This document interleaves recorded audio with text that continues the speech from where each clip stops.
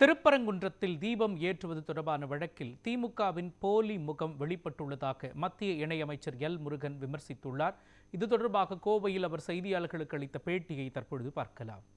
திமுக அரசாங்கத்திற்கு இது ஒரு எச்சரிக்கை. இந்த தீர்ப்பை நடைமுறைப்படுத்த வேண்டும். இந்த தீர்ப்பின் அடிப்படையில் பக்தர்கள் உரிய வழியில சென்று அங்கு தீபம் ஏற்றுவதற்கு அனைத்து நடவடிக்கைகளும் இந்த அரசாங்கம் செய்ய வேண்டும்.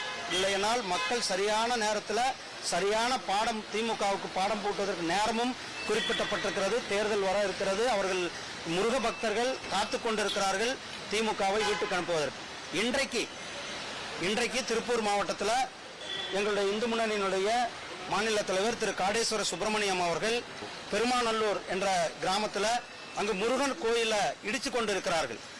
திமுக அரசாங்கம் அறநிலைத்துறையானது அங்க இருக்கிற முருகர் கோயிலை இடித்து கொண்டிருக்கிறார்கள். அதை போய் தட்டி கேட்க போய் அவர் மேல போலீஸ் தாக்குதல் நடத்தி அவர் மருத்துவமனையில் இருந்து கொண்டிருக்கிறார்கள். மருத்துவமனையில் அனுமதிக்கப்பட்டிருக்கிறார்கள். இதை நான் வன்மையாக பக்தர்கள் சார்பில் வன்மையாக கண்டிக்கின்றேன்.